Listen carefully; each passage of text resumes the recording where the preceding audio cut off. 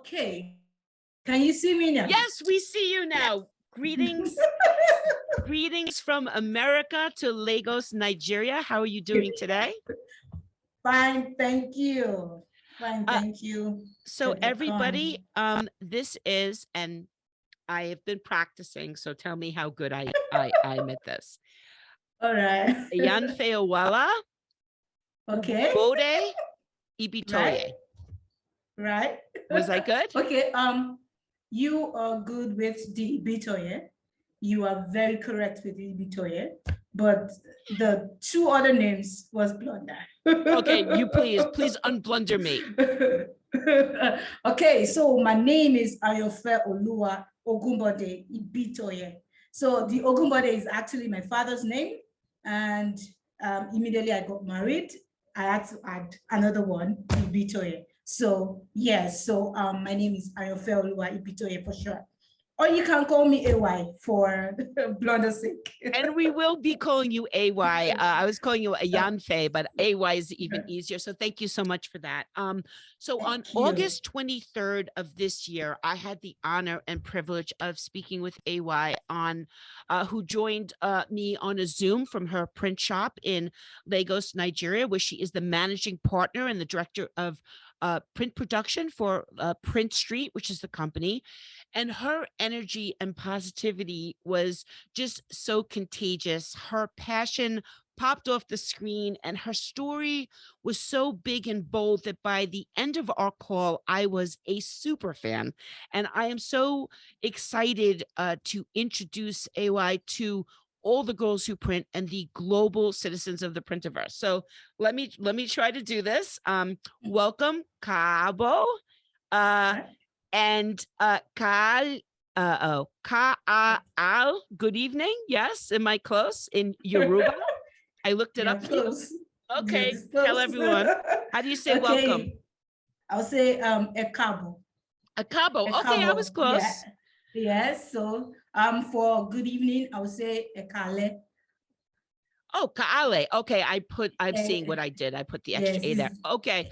Well, so we've learned some Yoruba today on our conversation, and there are just so many languages spoken in Africa. It's really incredible when you meet someone who lives over there, how many languages they could speak. So as we discussed on our first call, I studied West African drumming for many years, and I actually traveled to Senegal in West Africa many years ago, but I do have some firsthand experience of the culture over there. And at that time, really what I experienced was that women did not have the same opportunities as men at all.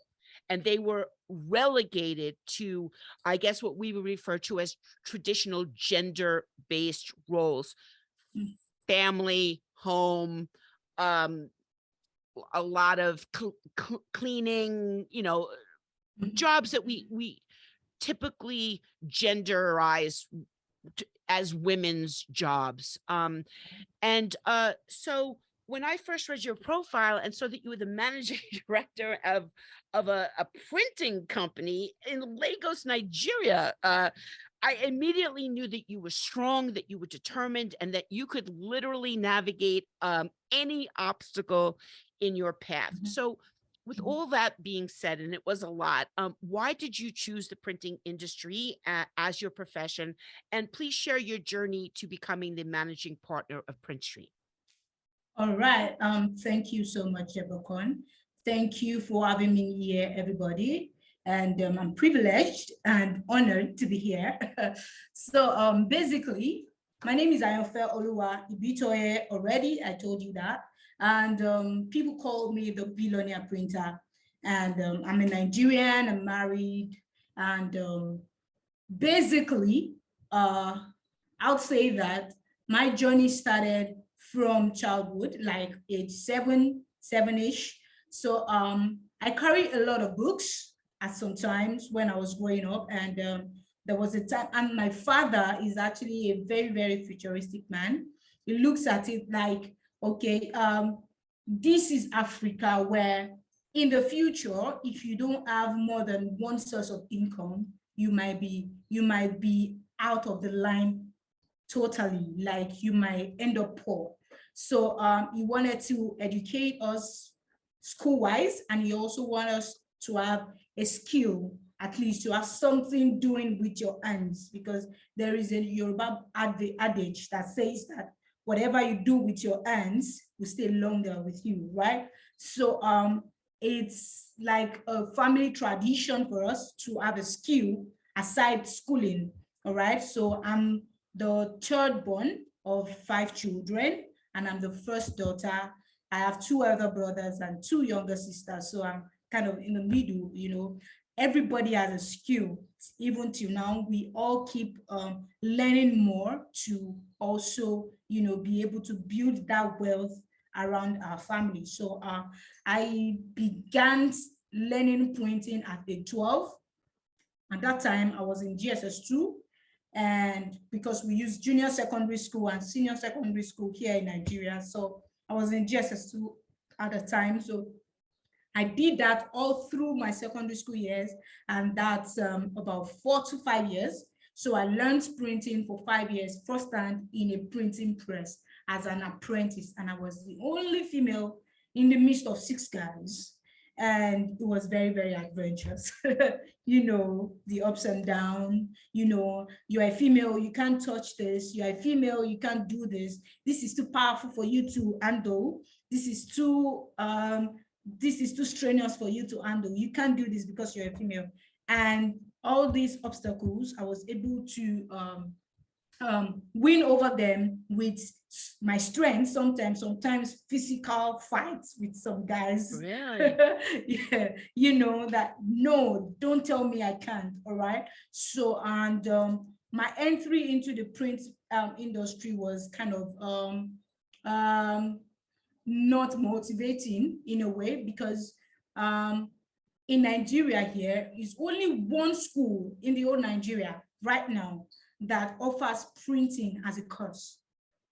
And I remember talking to Deborah Corn sometimes, that you said some student reach out to you, and trust me, that school is the only school that offers printing as a course, which is Yaba Tech of College Education, and is a college of education, is not even a university.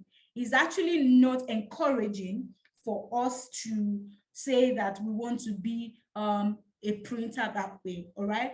Because if you tell anybody, if you meet anybody on the road right now in Nigeria to say that I'm a printer, they will look at you like, oh, like a commoner, because they didn't believe that the job has a lot of potential in it. So they look at it like you doing a nanny or a babysitter, or a job that is really, really common and menial. They don't look at it as a job that has some dignity in it. All right, so it was not very interesting for me at the time. So I didn't want to be a printer, trust me. I didn't want to be a printer. So I started again another journey of learning, to start learning about branding, design, and all of these things. And that's how I became a product manager and a project manager for brand companies, advertising agency, and the likes. All right. So in 2020, I had to start Print Street.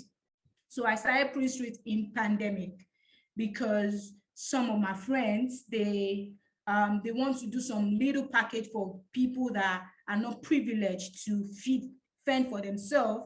And we were doing this carton package to put some few food inside to give to people as palliative. So while I was meditating one morning, something just bumped to me that you can actually brand this thing Print Street, since you are just doing it for free and you are helping people. Okay, so that was how Print Street started, really. Then we started packaging it and branding it Print Street, and some of my friends' brands were also on the package. You know, that's how we started Print Street in 2020 in COVID. All right, and since then I've been advocating for print in Nigeria. I have actually taught in trainings. I have gone on radio station. I've done podcasts on my friends' podcast platform, talking about print and all of that. And in 2022, I started my own podcasting training and community, which is the Contropy podcast, which has been a community. And we did our first training sometimes in August. It was a virtual training. A lot of young people actually registered, because I actually my heart always keen and is very, very neat more onto the younger generation from age 15 to 25. I'm always all in for them, because I believe that they are the new thing and they are the big thing of the next generation. So that is that's basically my story. That's an amazing story. I mean, and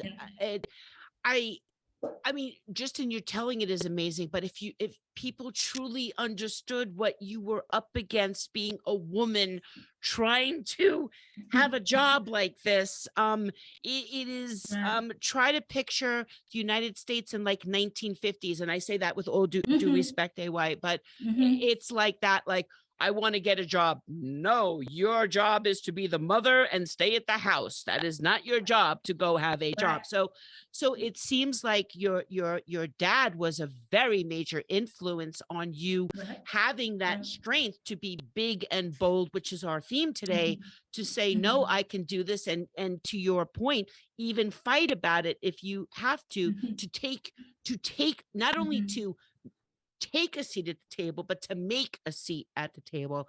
And now you had reached out to me because you were interested in getting involved in Girls Who Print. And after hearing your story, of course, you know, I was all in anything I could do. And that's why we're calling this session Manifesting a Movement, because you know what you are about to do for women in West Africa.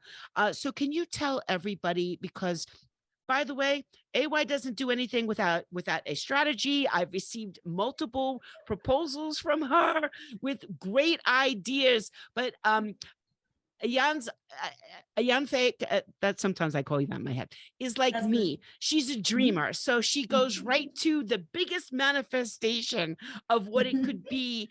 And I actually, in our relationship now, I'm playing the role as, that's a great idea, but we've got steps before we get there. So, but what I want to do is work towards your steps, because I believe that they are the plan here. So in our current partnership, let's say that we're starting now, you have a strategy to grow the Girls Who Print group in West Africa, which is across 16 countries and hundreds of languages, starting obviously in Lagos in Nigeria, where you are already established leader. So can you tell everybody more about the plan and what you are hoping to do? Okay, so this section, I will be sharing more of my screen, because like Deborah Corn said, I am big on planning. I'm big on strategy. I'm sorry if I didn't mention, but we're not sharing screens today. So maybe that's fine. My apologies. Yeah, if you could just talk through your plan a bit. I'm sorry. That's fine. But anybody who's interested, I will post the plan on the Girls Who Print website, and you could see it there. So we can handle it that way. Okay. Thank you very much. Fine. All right, that's fine. Okay. Okay. So basically, our plan and our strategy for West Africa is simple. We all know that manifesting means that to create a clear cut and beyond a doubt. And we all know that a movement is a group of people that have the same belief, the same idea, and the same aim towards a particular thing. All right. So in West Africa, we are going to be using a strategy I call the ant strategy. All right. Because I believe that ant is a tiny creature that has the best lesson on collaboration. And while I was growing, we always, of course, we see a lot of ants in this part of the world a lot. You know, when you throw a cube of sugar on the floor, you get to see them there. You don't know how they get there, but you get to see them there, you know. So and I already know that ant has a 4 attributes, all right? They have 4 attributes. They have the communication skill, they have the teamwork, they have planning, and they have the commitment. Because when you see an ant, you cannot see a single ant doing a job all by itself. They all come together to do a particular task all together. They don't come in single, they come in a file of colony. They come together to do that. And in the planning process, they plan for the winter. They plan for the winter, because during the summer they work, and winter they plan and keep their food in their nest. All right. So that's the planning of an ant. So we are going to be using the ant colony. So in Africa, everybody is a leader in the colony. In West Africa, everybody is a leader in the colony. No matter when you start or how you started, if you start today, you are a leader. All right. So we know that in West Africa, we have 16 countries in West Africa, and the major language that is spoken in this region is basically English and French. And even in the French-speaking language, their dominant language is still English. All right, so everybody speak English. So if we are starting in Lagos, Nigeria, we are spreading with our digital platforms to other countries in West Africa. So we start digitally before we move into a physical event or physical training. And our vision is to educate people through the blogs, the newsletters, the training, physical, virtual, and webinars, a lot of webinars.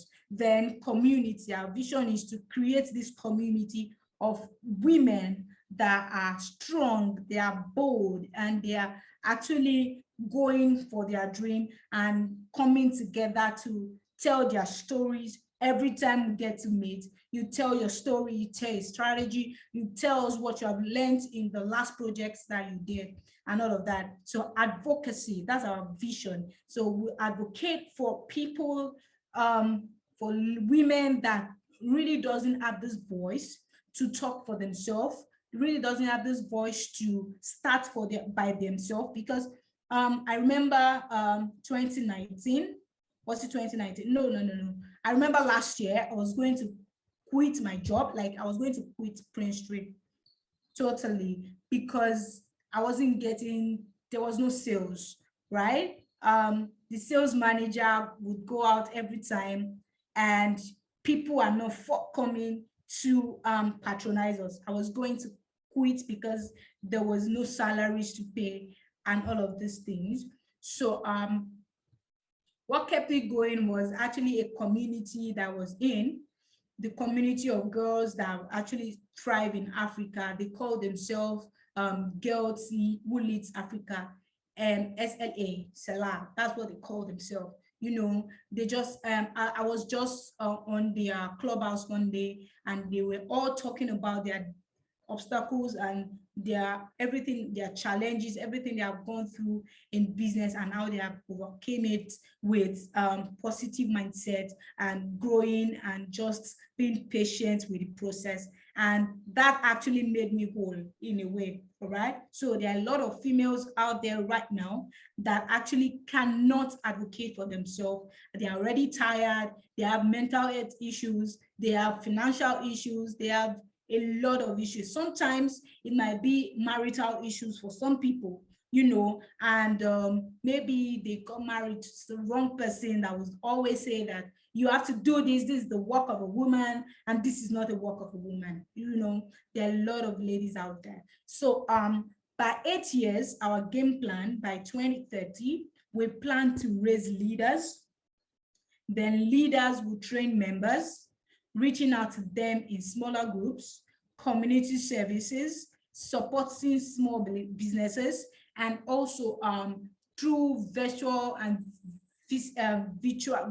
physical community events, award and recognition, you know, making them feel among a greater team. All right. So by 2030, we also plan, that's our 8-year game plan.